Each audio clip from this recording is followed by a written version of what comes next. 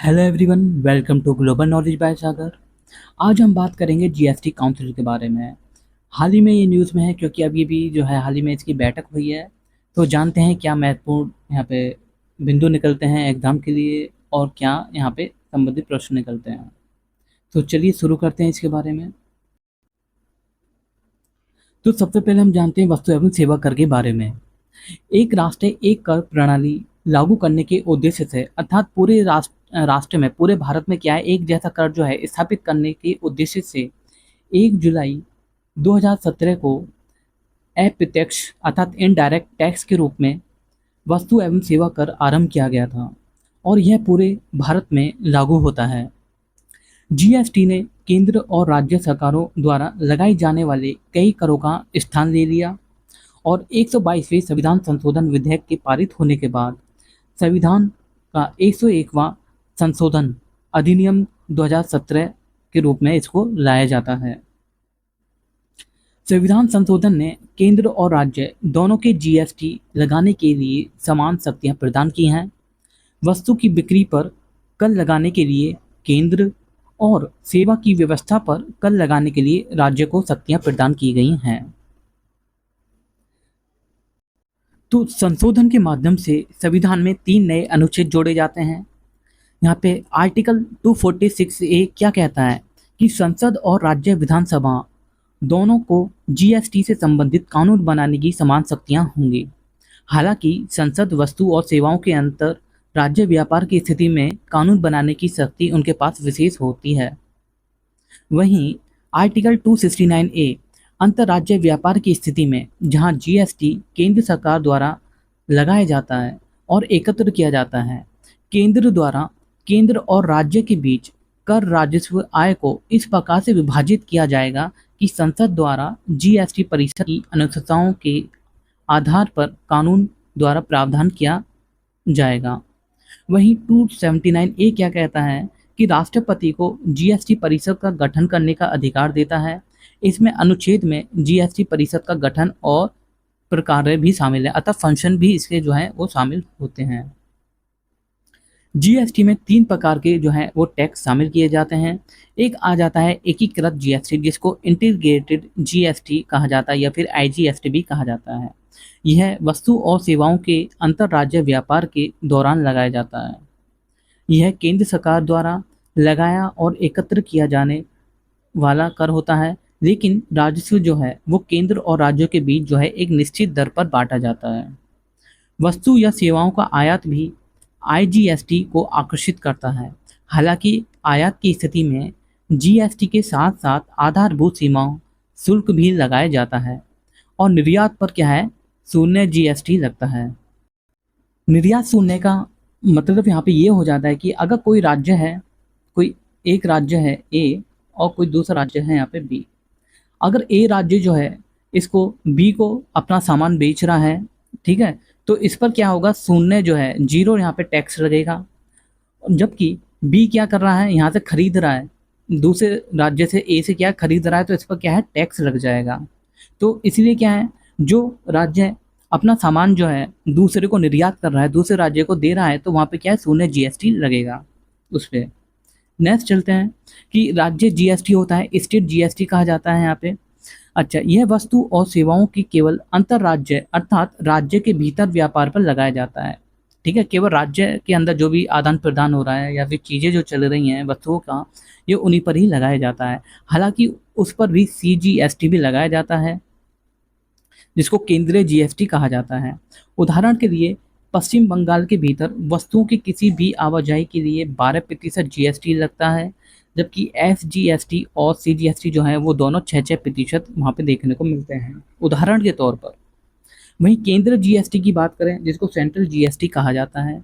SGST जो state GST है की भांति यह भी वस्तु और सेवाओं के केवल अंतर्राज्य व्यापार पर ही लागू होता है, अर्थात राज्य के ही अंदर क्या है ये लागू होता है। ऐसा नहीं है कि एक राज्य से दूसरे राज्य पर अगर आप कर रहे हो तो उस पर नहीं होगा, केवल राज्य के अंदर जो चीज़ें चलेंगी उसी पर ये क्या होता है लागू होता है। आखिर जीएसटी परिषद है क्या, काउंसिल के बारे में, इसके बारे में हम जानते हैं। जीएसटी परिषद भारत में वस्तु एवं सेवा कर अर्थात जीएसटी के कार्यवान से संबंधित मुद्दों पर सिफारिशें करने के लिए जिम्मेदार और एक संवैधानिक निकाय है। जहां केंद्र तथा राज्य दोनों कई कर लगाते थे, इसकी स्थापना के बाद क्या है, पूरे भारत में क्या है, एक समान कर जो है वो लगाया जाने लगा। वहीं संवैधानिक अगर प्रावधान अगर हम देखें कि संविधान के 101वें संशोधन अधिनियम 2016 ने जीएसटी की शुरुआत की, ठीक है। और इस संशोधन अधिनियम की सहायता से संविधान में एक नया अनुच्छेद जोड़ा जाता है जिसको 279 ए कहा जाता है, जो राष्ट्रपति को जीएसटी परिषद के गठन करने का क्या देता है, अधिकार यहाँ पे देता है। राष्ट्रपति ने वर्ष 2016 में आदेश जारी किया और वस्तु एवं सेवा कर परिषद का यहाँ पे गठन भी वो करते हैं। यहाँ अगर आप देखें कि 2006 में क्या होता है कि 2010 तक जीएसटी लागू करने की यहाँ पे घोषणा की जाती है। वहीं 2009 में ये कहा जाता है कि प्रथम चर्चा पत्र यहाँ पे लाया जाता है जीएसटी से संबंधित। फिर 2011 में संविधान का 115वां संशोधन विधेयक यहाँ पे पेश किया जाता है। 2013 में यहाँ पे 3 समितियों का गठन किया जाता है जीएसटी के लिए। फिर 2014 में यहाँ पे संविधान का 122वां संशोधन विधेयक लाया जाता है जो लोकसभा में पेश किया जाता है। फिर तुम्हारा अगस्त 2016 में संविधान संशोधन विधेयक पारित किया जाता है और फिर से मार्च 2017 में 12 जीएसटी परिषद बैठक होती हैं।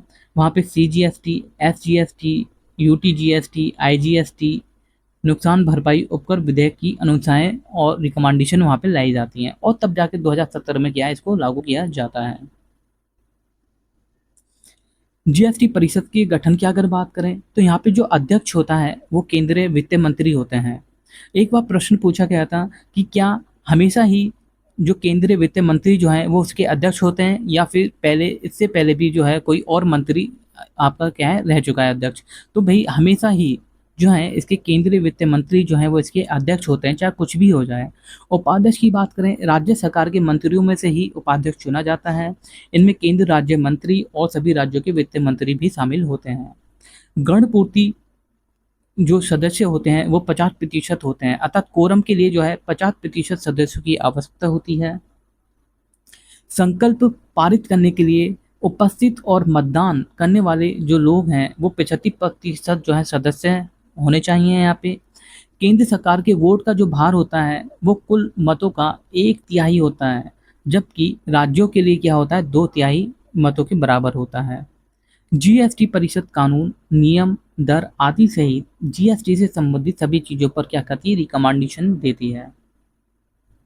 इसके कार्य और फंक्शन की यहाँ पे बात की जाए, जो आर्टिकल 279A(4) है वो परिषद को जीएसटी से संबंधित महत्वपूर्ण मुद्दों जैसे कि जीएसटी के अधीन अथवा जीएसटी से छूट प्राप्त वस्तुओं और सेवाओं, मॉडल जीएसटी कानून और जीएसटी दरों पर संघ तथा राज्यों को सिफारिश करने का अधिकार प्रदान करती है। और साथ में यह निर्धारित किया जाता है कि किस जीएसटी दर स्लैब का उपयोग किया जाए और क्या उत्पाद की विशेष श्रेणियों को इन स्लैब में संशोधन की आवश्यकता है।